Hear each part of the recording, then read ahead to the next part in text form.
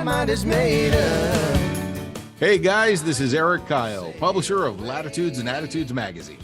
And I'm David Levesque, editor of Latitudes and Attitudes, and welcome to Three Sheets, our podcast where we chill and chat with individuals making a difference in the cruising lifestyle. Each episode, we'll dive into all things cruising related and bring you some of the most influential characters out there. So sit back, grab your favorite bottle, light them if you got them, and enjoy the adventure. Hey guys, Eric Kyle here, publisher of Latitudes and Attitudes magazine, and I'm excited to be joined today with David Levesque, our editor of Latitudes and Attitudes, and Yelta Libran, who is with Savvy Navvy and a longtime sailor here in the European market and all throughout the whole world. So today we're going to produce this episode of Three Sheets, and we're excited to have you aboard. David, tell us a little bit more about what we're doing today. You know what, Eric? We're going to interview this fine gentleman in the south coast of the UK, talk about Savvy Navvy and all that good fun stuff, and maybe see if we can't tell a few dad jokes along the way. Does that mean I have to tell a few dad jokes as well? I'm being put on the spot here. It was in the contract, Yelta. Damn, I was supposed to read the contract? Yeah. You did say that you had to take your kids to Fondo, but I'm confused because I always thought everybody was kung fu fighting. Nah, this is Taekwondo, although to be honest, what they're called is little ninjas, and all they seem to be doing is punching midair. But he's happy, so I'm happy. That's good. Sounds like something I do after a few rum drinks. But anyways, I digress. So today on Three Sheets, we're going to be talking to Yelta. Yelta, I think I want to kind of start off with a little bit of the history here. So our podcast mainly focuses on the cruising lifestyle. We talk to a lot of different cruisers that are out there that talk about the destinations that they've gone to, why they've gotten into it, how they manage their life in order to enjoy the lifestyle of cruising. And this is a little bit different take. You are not an active cruiser that's out there on the water, going around the world, creating content and doing that kind of stuff. But you do have some extensive sailing background. Maybe you can tell us just a little bit about some of your cruising and sailing background. Sure. Yeah. So as you said, my name is Yelta. It's Dutch. So I grew up sailing in the Frisian lakes in the Netherlands. 8 years old, my granddad showing me the ropes, quite literally, and then continued sailing as I traveled the world for my work. I'm in tech. Went to Sweden, went to the UK, went to San Francisco for Google, and everywhere I went, I did a bit of sailing, either holiday or leisure or cruising. But in 2014, I took a sabbatical from Google to do the Clipper Round the World yacht race. Either of you familiar with the yacht race? It's very popular in the UK, at least. So it's an amateur race. Anybody can join, whether or not you know how to sail or not. They will train you up, and you sail around the world, as it says. So you can do the whole thing. That takes 11 months and quite a few more dollars than I had.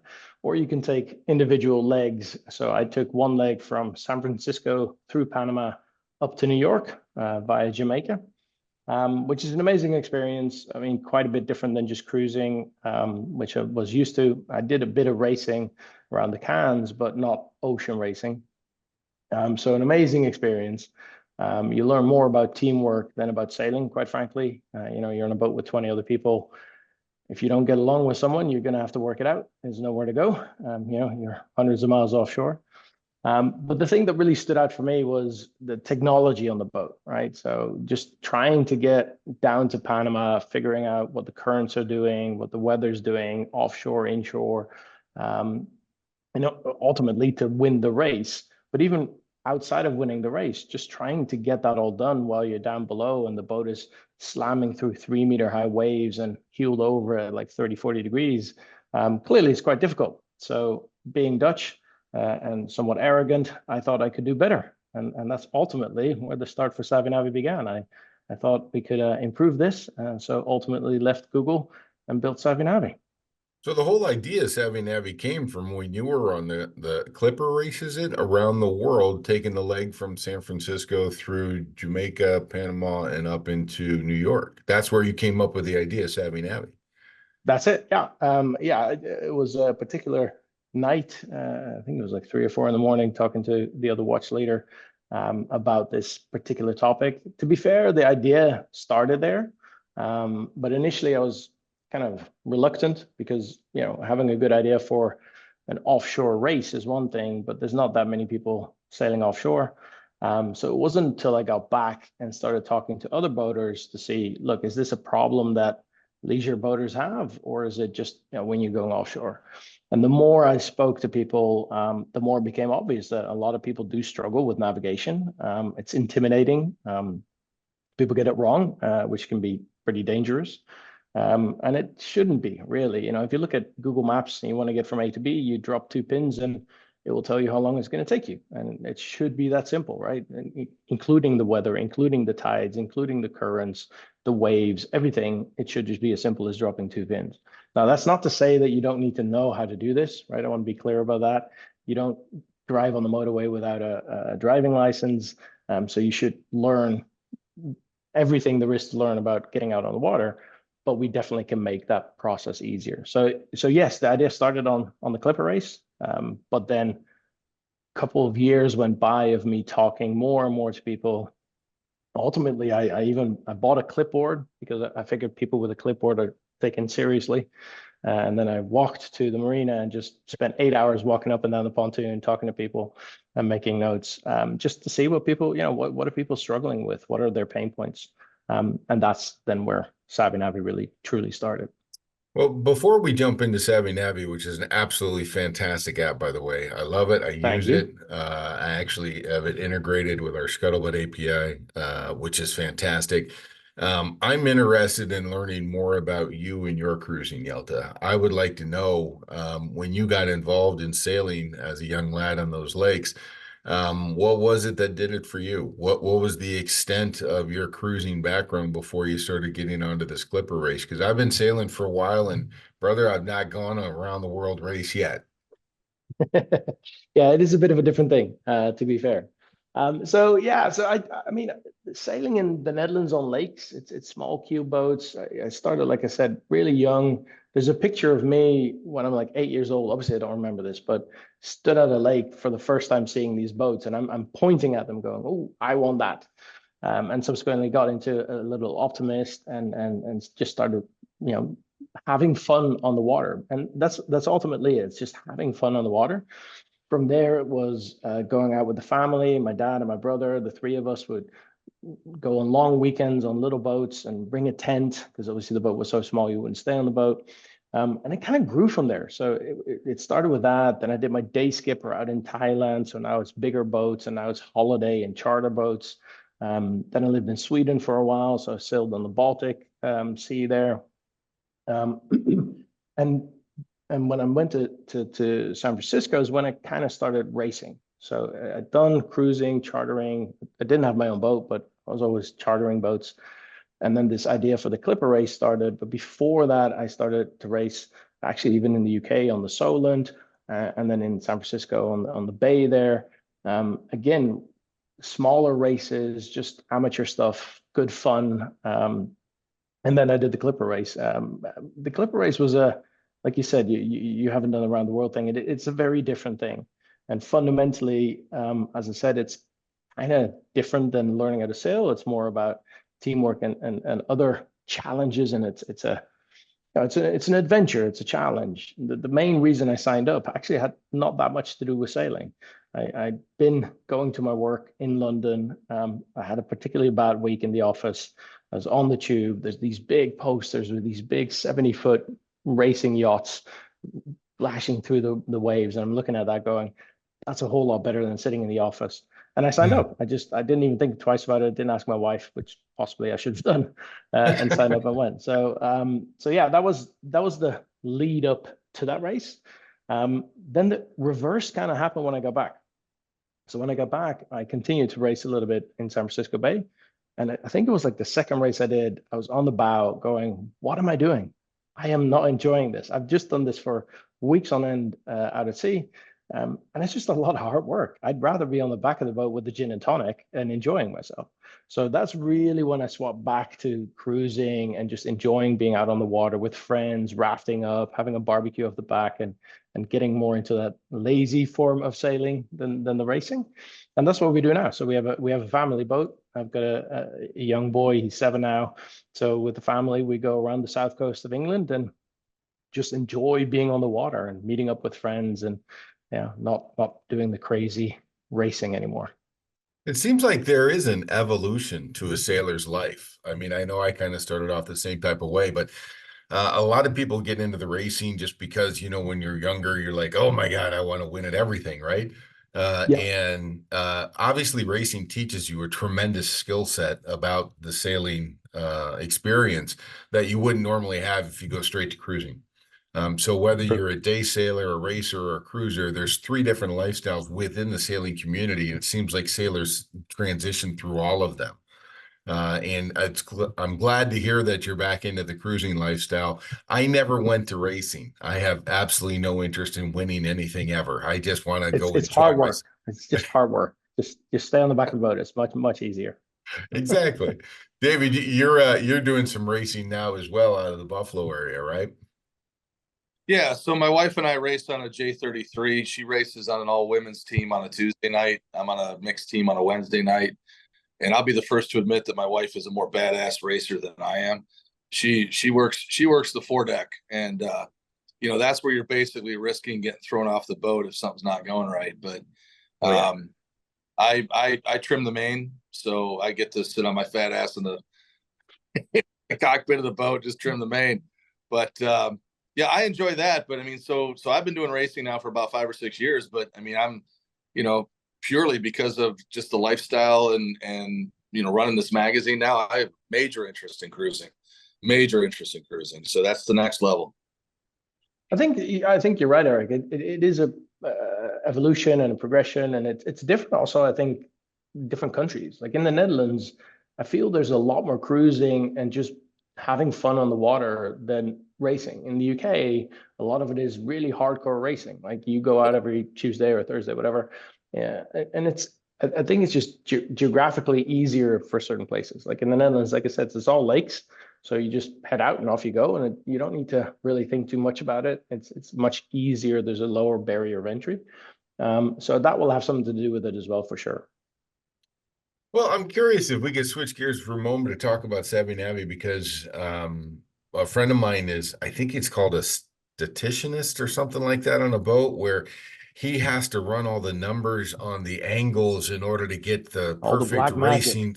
Yeah. And that's a pretty major job to be able to figure out exactly how to work all the numbers when you're racing Mhm. in order to win a race. And I don't know everything that's involved in that. But my first experience with Savvy Navvy is, well, wait a minute. I had a 411 Beneteau, so I was when I was first introduced to Savvy Navvy, I was sailing at the time, and it was like, well, this is telling me everything that I need to know that statisticist person would have given me if I had somebody on the boat. Not that I have to race, but this is something that's going to give me a lot of advantages. So tell us just a little bit about Savvy Navvy, the app, and kind of what the benefits are. Sure. And it's a great example, because fundamentally we started Savvy Navvy for cruising, and not just sailors, also motorboaters, but it started with sailing. And we specifically did not focus on racing, because racing is very specific. You have the stats guy doing crunching the numbers, and there's a lot of really quick decisions usually that are being made. And so it gets super specific really quickly if you just focus on racing. So we decided not to do that. And we looked at, okay, well, what does the cruiser want to do? What can we do to help the cruiser get from A to B safely, fast, and more enjoyable? So you don't spend hours trying to figure out, is this the best way to go, or is this the safest way to go? And we can do that for you. We can help you. And so we have a routing algorithm that we like to call it a smart routing or savvy routing, which is a little bit more than what most other tools and apps out there have. So you have other competitors of ours that have automatic routing, and it will get you around land, but that's about all it does. And then you have others who have weather routing, and they'll look at the wind and when to tack and the most favorable places to go. Also often used for racing, but it doesn't necessarily look at the tide or even at the chart. Like if you're crossing the channel and there's a shipping lane, you need to cross that at right angles. So there's a lot more involvement in getting that effectively the passage plan done than just the weather. So what we have is smart routing. It takes all of those factors into consideration: the wind, the weather, the tides, but your boat details, your preferences. It is opinionated. It will, there are wind farms where theoretically you could go through the wind turbines. But why would you, right? If you go around it, it's going to be 3 minutes longer, but a whole lot safer. We go around it. If there are certain restrictions, we'll stay out of them. If there's a shipping lane, we'll cross it at right angles. And so fundamentally, as you rightly point out, as a cruiser, you said that, well, why would I have that guy? I could do this myself, and it will tell me in a nanosecond what I should or shouldn't be doing. And so while we didn't plan for racers or make it for racers, we do find a lot of people who are racing actually do use it for racing, which is it depends on the race you're in. Like some of the races, you're not allowed to use any tools, so that's not down to me. But people do use it, and quite often the question is, what does Savvy Navvy say? And the reason is because it calculates so many different options. It looks at every possible variable and then interconnecting the dots between them. So it's looking at a million different options, right? To figure out, if I go inshore, the tide is going to have less of an effect, or down to the deep end, or whatever it might be. So you can get some routes that fundamentally might raise an eyebrow going, well, why is it telling me to do this? But if you do follow it, and assuming that the forecast is correct, then you actually get there faster, or more safe, or whatever it is. Well, it's interesting because I have a lot of variables that I need to keep in mind when I'm going from A to B. Not just the wind speed and direction, how I'm going to position the boat in order to make that tack, but also, tides and just so many other things. And the vast amount of data that must be required to be able to give you all of this information in a nanosecond on your app. So what happens when I'm offshore 5 or 10 miles and I don't have a tower? I mean, what's the deal with that? Because most of these races are not, cell phone friendly sometimes. Yeah, for sure. We're in the UK, first world country, but if I'm 100 meters offshore, I don't get any reception. So it needs to work offline, right? So that was number one from the design, from the ground up. There's a lot of data involved. There's a lot of data crunching that we do in our data pipelines on the back end, which produce the data in a format internal to us that works for the app, so that the app can cache that. So again, very similar to Google Maps. If you're in a particular region, you can select that region and save it for offline use. That doesn't just take the chart, it takes the weather for the next 4 days. And most people will get into a marina within 4 days, at least in our audience anyway. So you have everything on the device for it to do what it needs to do. And that includes things like tidal flow models. Like if you're doing tidal calculations yourself, as you know, you use your primary, secondary tidal ports, your tidal heights, maybe you're doing the rule of 12 to figure it out, and ultimately you're interpolating between the two, which inevitably is going to be somewhat wrong. Like even the books, even the literature, if you look at RYA Day Skipper course, it states if you're going to get it within 10% of accuracy, you're doing well, because this is a very difficult calculation, and you're interpolating between 2 points, but you're not doing fluid dynamics in your head. At least I'm not. I don't know about you, but there's an island here. The water's going to move in a certain way. So just interpolating between the two is not going to be quite accurate. It's going to be ballpark, but that's about as best as you can do.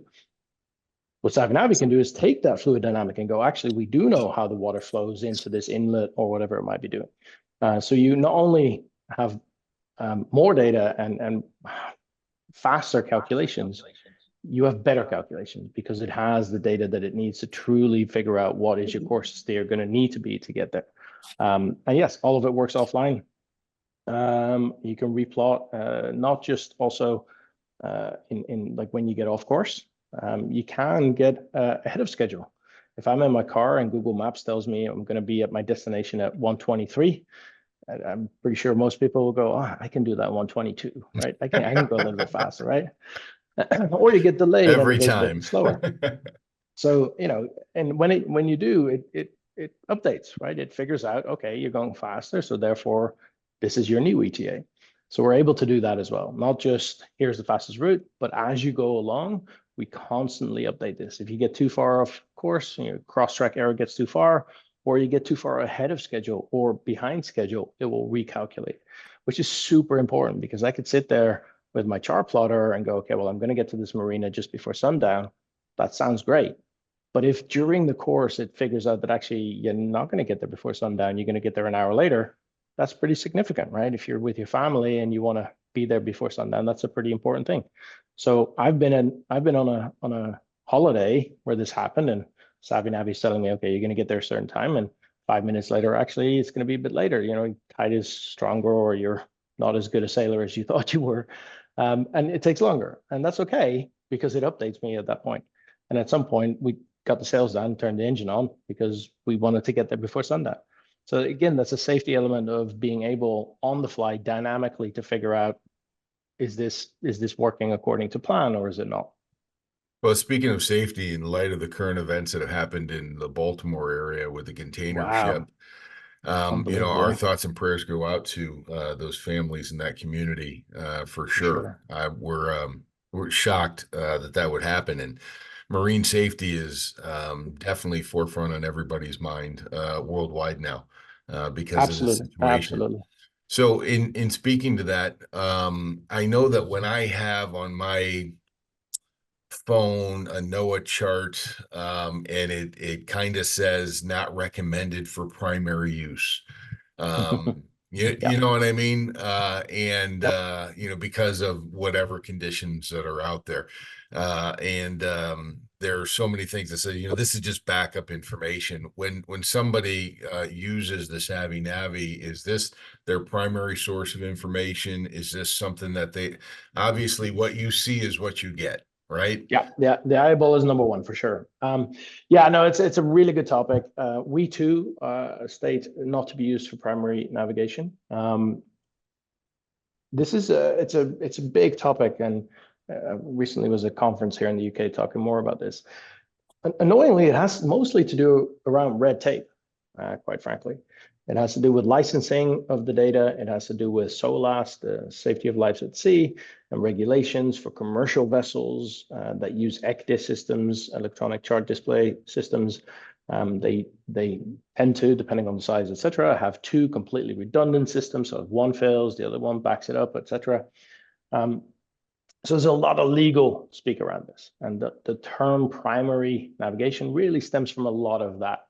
I think it's important to say that, in my mind, forget for a second the legal speak and the terminology here. What's important is you should never rely on one thing ever, full stop, right? So yes, have some paper charts ready, have your eyeball ready, have other people on the lookout, and have multiple devices. You have a chart plotter on your boat. Usually, not everybody, but most people do. You have an iPhone. Last time I went sailing, for laughs, I counted. I think we had like 7 different devices that all ran various different things. Most of them Savvy Navvy in my case. But my boy has got his iPad, and there's different things on the boat, including paper charts in my case, and that's important. I think fundamentally a phone can be super powerful, as we show with Savvy Navvy, but it stops working pretty damn quickly if you throw it overboard, right? And you're taking a nice little picture, you drop it, now what? So don't rely on one system. That's the biggest key message here. Know what you're doing, get your qualifications. Too many people go out at sea without any qualifications, thinking it's just a normal thing. It's not. Know what you're doing, rely on multiple sources. And at that point, it doesn't really matter if it's primary or secondary or whatever, just have multiple sources so that you're prepared. Well, I'm curious that if I'm going from position A to B, say it's a 30-mile sail, and all of a sudden conditions change, there's a wind shift or there's a tidal current around an island or something, and my conditions change from the original information that I get from Savvy Navvy, will it automatically update and change my course at the same time, or is it something that I need to stick to the original plan and just deal with those changes?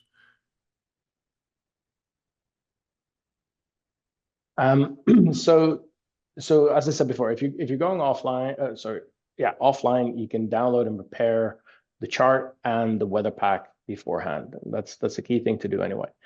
As soon as you have connection, it will update and we'll try to get the latest information possible.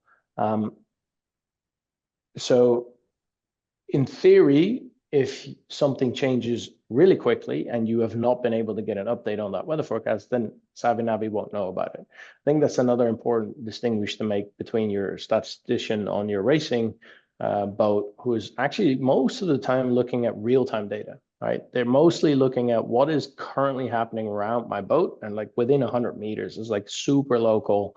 The sensors of the boat, the guy up on top of the mast if he's got a crow nest and a pirate ship, you know what I mean? So that's really local to what is happening there. What we do is based on forecasts, and so therefore, obviously, those forecasts do need to be updated. But if you have a connection, or even if you've got a spotty connection, it will in the background update these things. One of the things that we're looking at improving further is the ability to actually warn people ahead of time. And this goes kind of be the obvious one is like you just said, something changes drastically quickly. Most cases that doesn't happen. When it does, we should totally make sure that that is clear to the boater. But there are simpler things that are possibly more valuable and have more impact. So if you are on a sailboat, as you know, you want to stay away from a lee shore. If something goes wrong or you get blown onto the rocks, that's not a very good thing. However, flip it on its head and take a kayaker, because we support all vessel types, including kayaking. Well, that's actually the opposite, right? I want to stay close to shore. In fact, if I'm getting blown onto the shore, that's a good thing. If I'm getting blown off the shore, that's probably not a good thing. So routing depends on vessel and obviously also on your own experience. And so changing the recommendations based on what you're doing is important from a safety aspect as well. Yeah. So I really love the idea of doing this type of chart plotting, just because as I still consider myself kind of a novice because I've not been involved in the racing community. I've done some cruising, mostly just charters around the world, and I've done a lot of day sailing here on Lake Erie. But this kind of opens up a whole new threshold of opportunities for me to go outside of my comfort zone. And Yeah. that's what really excites me about this. If I want to go to the other end of Lake Erie, over there where those crazy people are in Buffalo, New York, I can chart a course to be able to do that and be comfortable in knowing that it's going to take this amount of time. This is what I can kind of expect. There's some forecast data in there as well. It'll keep obstructions in mind. It'll keep, me off of Camp Perry, so they're not shooting bullets at me from the military base.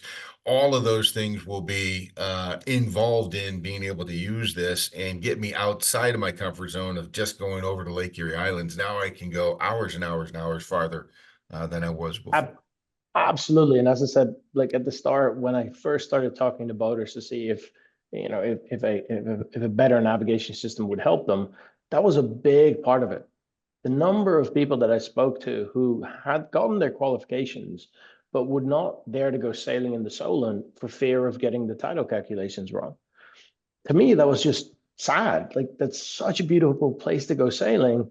You should enjoy it. You should be able to go out there. But a lot of people are intimidated, and maybe not just Solent, but in other places where they don't quite know what's going on. And therefore, well, I'll just stick to what I know. And, that's all I'm going to do. Whereas you could open up so much more enjoyment if you actually get that one step further. So yeah, if we can help anybody doing that in any shape or form and give them that confidence, then all the better. You can combine the two. Even we have one person who has since become an investor for obvious reason. They were sailing and their entire electronic kit on the boat failed. It fried. I don't actually know the reason behind it, but it went all horribly wrong. And they had Savvy Navvy in the pocket. They took it out, got themselves into a sheltered bay, got themselves to safety, and fundamentally proclaimed that we saved their lives. Now, they possibly would have been able to get to that shelter anyway, but it sure was a whole lot more comfortable for them to do that rather than just eyeballing it and hoping for the best. So yeah, totally. All of these things combined. That is a great testimonial, Elta. I love hearing that. And the audience that listens to Three Sheets is very much so part of the cruising community. We have Latitudes and Attitudes magazine that reaches cruisers on a global scale. A lot of content creators are providing us with their editorial topics about their destinations all around the world, what the experience is like cruising, and it's really set up and designed to help inspire other wannabe cruisers to just cast off your lines and go cruising. Just Perfect. make the miracle happen. So anything that eliminates those barriers to entry, to be able to go enjoy the cruising lifestyle. Obviously, Savvy Navvy would be one of those things that somebody can take a lot of comfort in knowing I have this information available to me to help keep me safe, and to maximize the efficiency at which I'm cruising. So current cruisers would love that. Potential cruisers are inspired to do that. And so that's why I really like the idea of presenting this information about Savvy Navvy to our audience. Perfect. Yeah, and thanks for the opportunity. I second everything you said, and add to it. I think also, if anybody, we take a lot of feedback from our customers. It started with me walking the docks, asking everybody, and we've not stopped doing that. We constantly have customer interviews and talking to people about what is working, what is not working. Like, what are the other pain points that we could help with, that we could address you with. We recently launched Over the Horizon AIS, so that you can now see other boats within Savvy Navvy. Again, we chose for over the horizon AIS rather than connecting to your boat telemetry, because a lot of people don't actually have AIS transceivers on their boat, but they would still benefit from being able to see, oh, there's an oil tanker coming my way, I best get out of the way, etc. So yeah, feedback from people, feedback around the world. We had somebody in San Diego reach out and said, your app doesn't work, I can't route into San Diego. So we had a quick look at it, and NOAA had made an update to the charts, and the region outside of San Diego, where you're not allowed to go swimming for obvious reasons, was badly encoded, and it was encoded as no entry. So we got in touch with NOAA. Within one day, they addressed it, fixed it, rolled it out, and the app update, and now people can get back into it, right? So feedback from the cruising and any boater community is super important for us to perfect the product even further. So yeah, please all try it out and let me know what you think.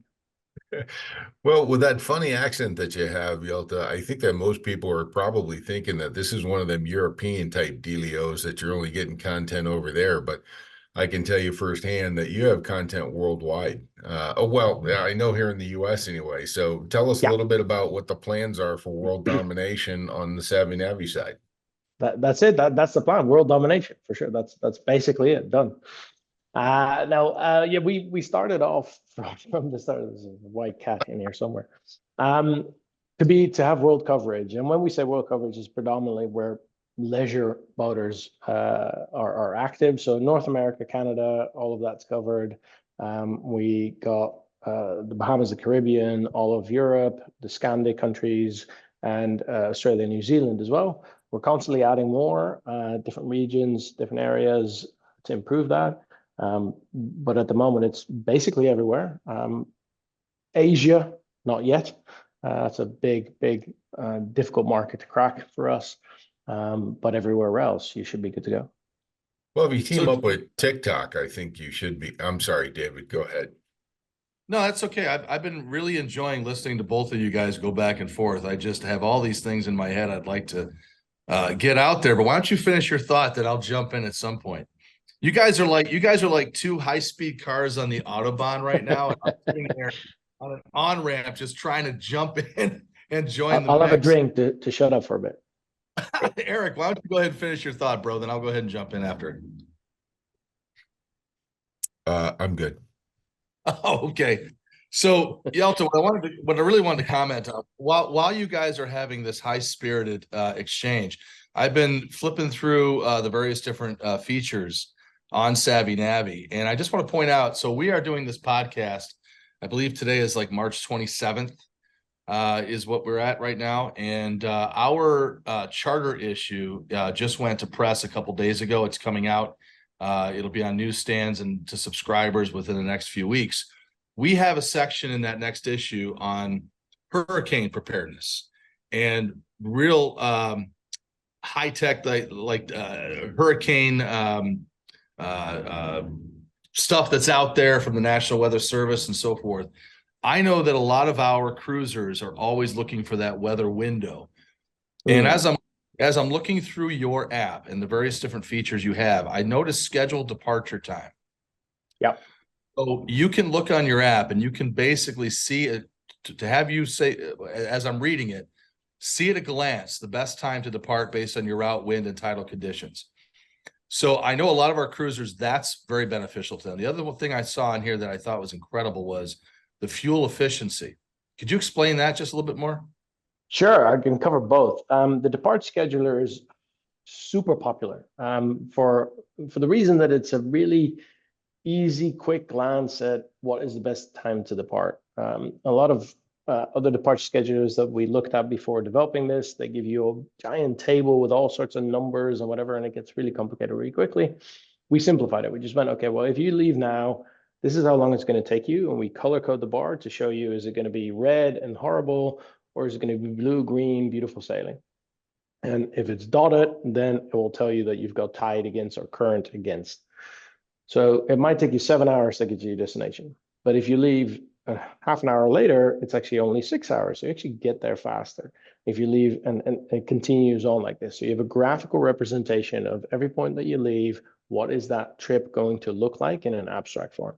So you really quickly can see over the next 6 hours, boom, boom, boom, boom, that's it. Best time to depart is 1 p.m. as an example. Perfect. So it's really, really popular. We're looking at actually updating it to a V2 to add even more information about it, about that trip, if you leave at this particular time. Especially when you start looking at places where current is important, this can have a huge impact for sailors, especially. I mean, if you're a motorboater and you're gunning along at 30 knots, the tide is going to be less of an issue for you. But if you're sailing at 5 knots and you're getting past a tidal gate where the tide could do 7 knots, you need to know that you're going to get there at the right time. Mm-hmm. And that immediately shows up in that departure scheduler. So yeah, a huge, huge feature that people love, especially in the sailing community. And the second one is the fuel efficiency. So we allow you to enter, or you enter your details of your boat, including your fuel consumption, etc., so that we can estimate how much fuel you will use on this trip. Now, again, especially for sailboaters, this gets interesting because we don't just do weather routing. Like I said, it's smart routing. So we will tell you if you can't sail because there's not enough wind for you to make enough headway, turn on your engine.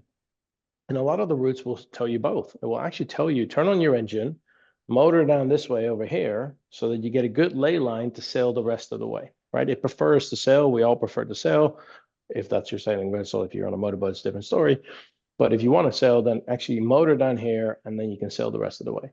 So it will combine these things in one trip, and therefore, even more, it gets harder to know, well, how much fuel is that going to take me, right? If I'm just doing motoring and then sailing, that's one thing. But if I motor for a bit, sail for a few hours, then motor a little bit more, and then sail for a bit, clearly now it gets confusing.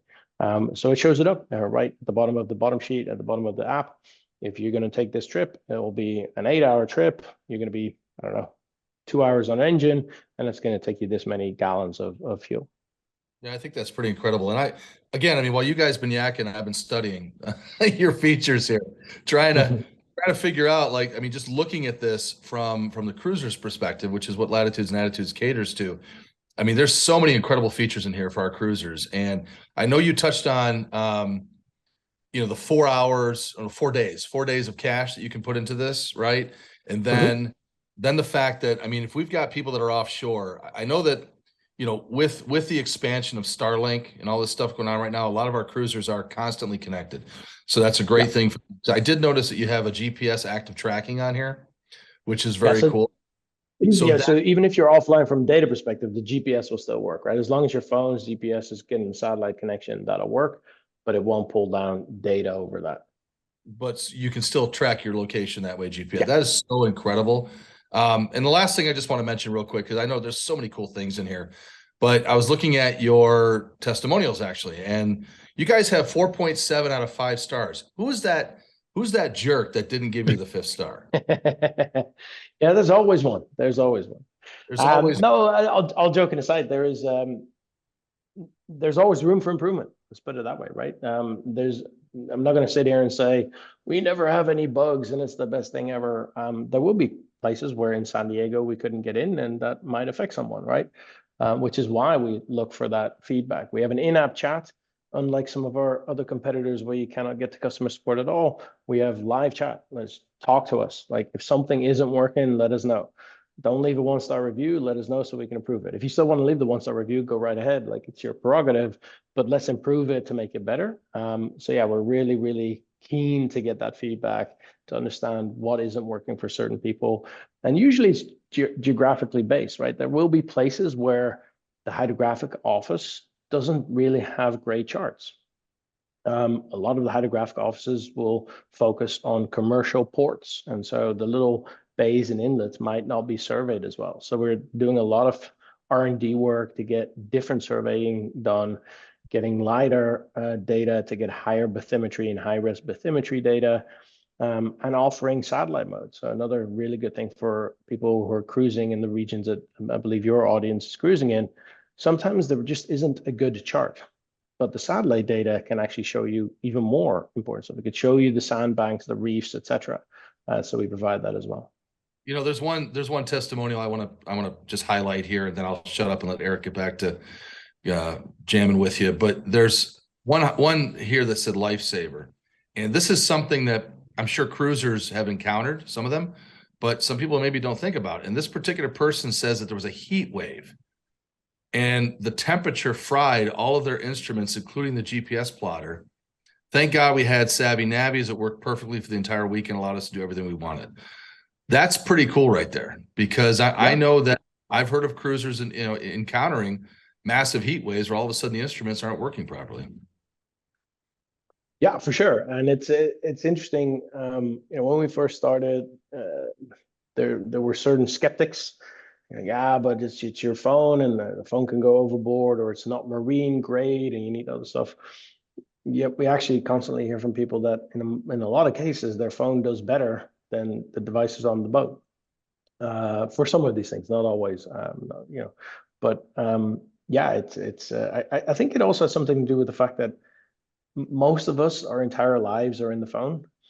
Like I've had people say, well, what about battery life? Well, I don't, like, it doesn't tend to be an issue because I plug my phone in. Like I have my phone, it's important, and I have power at the helm and I can plug it in, or I make sure that it's up to date, right? So yeah, technically it's an issue, but the reality is it hardly ever is an issue. Even if there's water splashing on my iPhone, that's fine. It's waterproof, resistant, or whichever it is. And again, we have backups. Like I have 7 devices on my boat, just by virtue of having a family. So awesome. Okay, I want to say something. One, really, you never. it's a lightning round. It's a lightning round, guys. Get prepared. 1.6 million downloads. That is incredible. As a person who is familiar with the marine space, 1.6 million boaters that have downloaded this app onto their phones for the purposes of being able to do what the app does, which is what we've been talking about, is really absolutely amazing. And that's why, yeah, thank you, Yelta. It stopped me in my tracks, and I knew when I saw you down at the Miami show, we absolutely have to get some more of this information out there. It's a trusted resource. It helps save lives, and it helps to better the enjoyment of the cruising lifestyle. So that's why I think that we feel it important to be able to bring this content out to our readers, listeners, viewers, etc. And we're just super, super happy to have you delve a little bit more into what's behind Savvy Navvy and a little bit of your history today, Yelta. I appreciate it, brother. Not a problem at all, and thank you. I mean, yes, over 1.6 million at the moment, and hopefully going even stronger than that. So the more we can do to help people, and as you say, hopefully save lives, or at the very least, get more people to enjoy to be out on the water, the better, right? It's beautiful out there. We should all enjoy it, not be fearful of it, and enjoy it more. If only it could rain a little bit less, I'd be even happier. So yeah, on the website, it says, I just want to clear this up for anybody listening to this, so they know how to, you can download this obviously where you download apps, but it says it's free, no credit card required. But then down in the frequently asked questions section, it says, how do I cancel my free trial? So could just give us an idea what the levels Absolutely. are. Absolutely. This is actually a common question and confusing because we have different models in different parts of the world. So in the US, we have a freemium, as it's called. So there's a free product. You can download it, you use it, totally free. Don't need to do anything. Don't even need to enter any credit card details, etc. We also offer a premium version, which has some additional features. I believe the title calculations are in there. There's a few other restrictions, anchor alarm. You can find it on the website. That's in the premium version. For that, you do need to pay. And then outside of the US, because of licensing laws for the chart data that we get, we are not able to provide a free version. So outside of the US, we have a free trial. You can trial it for 2 weeks, standard iOS terms. So that means you start your subscription, and that means you do have to have a credit card on file with Apple. They do all the subscription stuff. We don't handle that. You start your trial. If at any point during that trial you don't like it, you cancel the trial. You will not be charged. In fact, if you get past the 2 weeks and you accidentally get charged, you reach out to Apple and they will refund you. But if you like it, which I hope you do, you keep using it, and after the 2 week trial, you get charged for the annual subscription. So let me ask you this question. If you are a US cruiser and you sign up in the US where you do not, it's a different model, but then you cruise to a part like, I mean, you do a crossing, now you're over in Europe, now you're charged? No, it's tied to your app store. Okay. So if you have a US app store you're connected to, so that's what it does. If you went to Europe and then lived in Europe for 5 years and changed your app store to be the European app store, okay, different story, but it's tied to the app store. So as long as you're on the Apple US app store, then there's a free version for you. Roger that. Okay, awesome. You heard it here first, kids. Go try it out. I think you should. I'm actually on Scuttlebutt the app, and we have the availability of using Savvy Navvy on there. And I'm just plotting a quick course from the Toledo area out to the islands, and it just takes seconds. I mean, literally seconds for it to come up with the best route. And then it gives you all the information in there that you need. I am super excited about having this, and I've used it multiple times. So I just want to thank you again, Yelta. Guys, that's it. We're going to let this young man go pick up his karate son. Ninja son, over in the south of England. Yelta, thank you so much for the information. Thanks for having me, man. It's been great. Greatly appreciate it. We look forward to catching up with you at another boat show, I'm sure soon, my friend. You need anything, anytime, we're always at your disposal, my friend. Awesome. Thanks so much for your time, guys. It's been great. I'm gonna sail away. Latitudes and attitudes will help me find my way.